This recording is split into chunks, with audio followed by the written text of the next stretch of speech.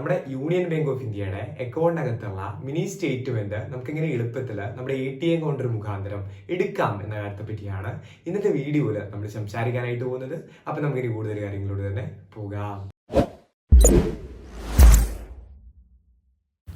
അപ്പോൾ ഇതിന് ആദ്യമായിട്ട് തന്നെ നിങ്ങളുടെ യൂണിയൻ ബാങ്ക് ഓഫ് ഇന്ത്യയുടെ ഒരു ATM കൗണ്ടറിലോട്ട് പോവുക. അതിനുശേഷം നിങ്ങളുടെ ATM കാർഡ് മെഷീനിലോട്ടൊന്ന് ഇൻസേർട്ട് ചെയ്ത് കൊടുക്കുക. കാർഡ് ഇൻസേർട്ട് ചെയ്ത് കഴിഞ്ഞിട്ടുണ്ടെങ്കിൽ നമുക്ക് കൃത്യമായിട്ട് സ്ക്രീനിൽ ഇത്തരത്തിൽ നമ്മളിവിടെ നടത്തുന്ന ട്രാൻസാക്ഷനിൽ നമുക്ക് ആവശ്യമായിട്ടുള്ള ലാംഗ്വേജ് ഏതാണോ അത് ചൂസ് ചെയ്ത് കൊടുക്കേണ്ട മെസ്സേജ് വന്നതായിട്ട് കാണാം. അത് നിങ്ങളുടെ ആവശ്യാനുസരണം കൃത്യമായിട്ട് ഒരു ലാംഗ്വേജ് ഇവിടെ ചൂസ് ചെയ്ത് കൊടുക്കുക. പിന്നീടാണ് നമ്മൾ കൃത്യമായിട്ട് തന്നെ നമ്മളിവിടെ ഈ നടത്തുന്ന ട്രാൻസാക്ഷൻ ഏതാണോ എന്നുള്ളത് ചൂസ് ചെയ്ത് കൊടുക്കേണ്ടതായിട്ടുള്ളത്. അപ്പോൾ നമ്മളിവിടെ മിനി സ്റ്റേറ്റ്മെൻറ്റ് എടുക്കാനായിട്ട് പോവുകയാണ് ATM മുഖാന്തരം.